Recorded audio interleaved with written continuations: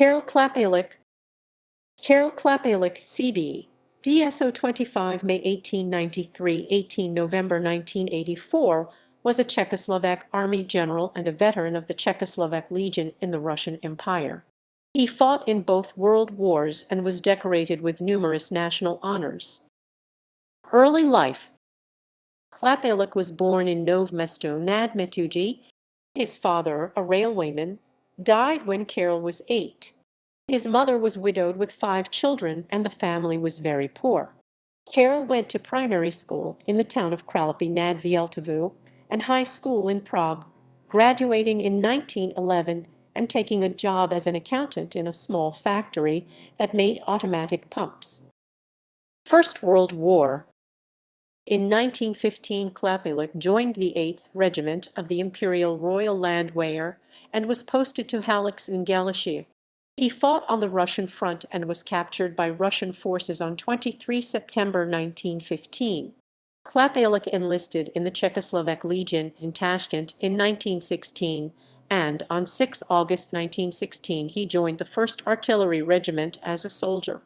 After the successful Battle of Zborov, he was promoted to warrant officer. He served in the 3rd Czechoslovak Infantry Regiment, fighting in most of the battles of the Czechoslovak Legion in Russia before contracting tuberculosis. Klapálek returned to Czechoslovakia with the Legion in 1920. 1920–39.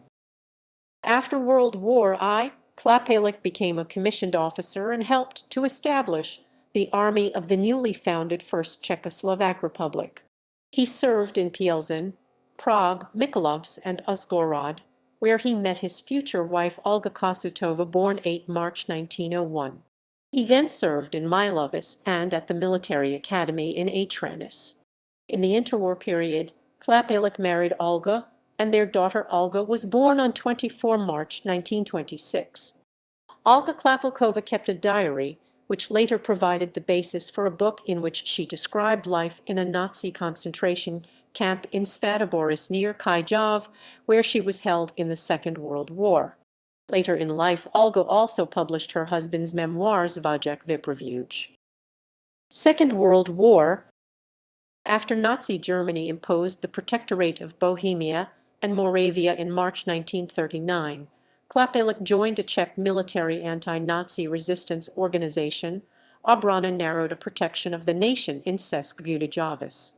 After the organization was destroyed in 1940, he fled the country and reached Mandatory Palestine, where he joined the 4th Czechoslovak Infantry Regiment, later reorganized as the Czechoslovak 11th Infantry Battalion East, with Klapálek as its commander.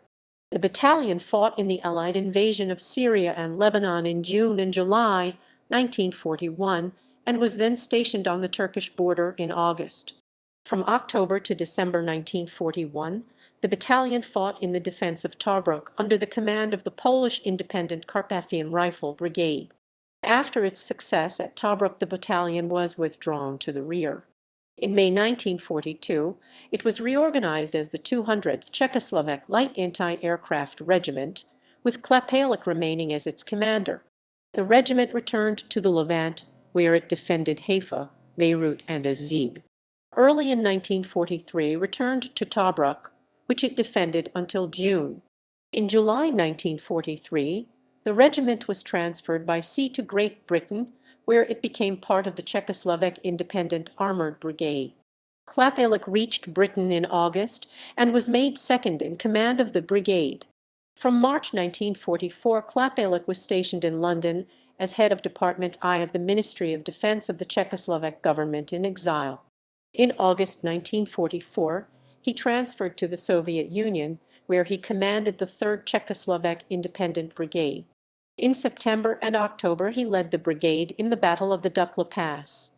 In April 1945, Ludvík Svoboda promoted Klapálek to commander of the Czechoslovak First Army Corps. Klapálek successfully led the army in the battle for Brest.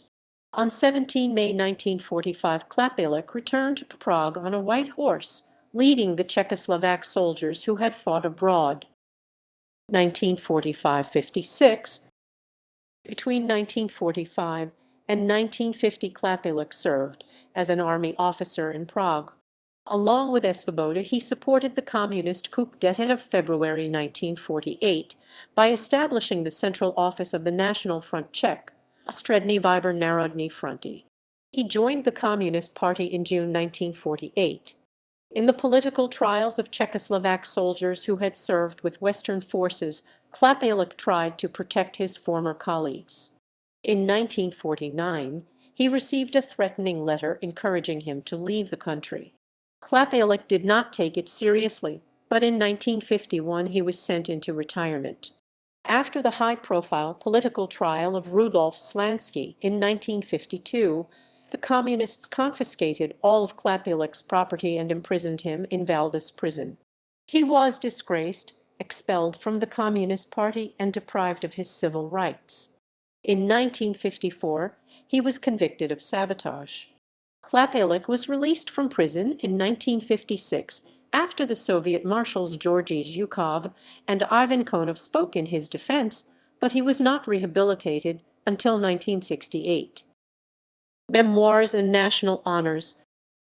Klapálek published his memoirs in a book called Ozvěný Bájo in 1968.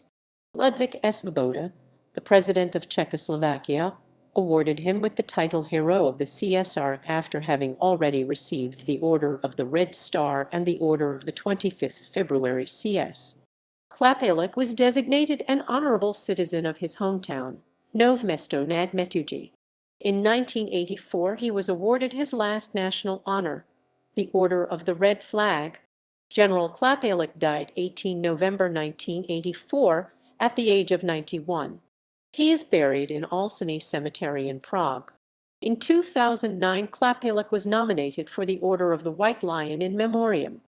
A public debate followed over whether he deserved the order or not, given his actions in 1948. Czech President Václav Klaus eventually declined to give him the honor. National honors. Order of the Red Star, Order of the 25th February, Hero of the CSR, Order of the Red Flag,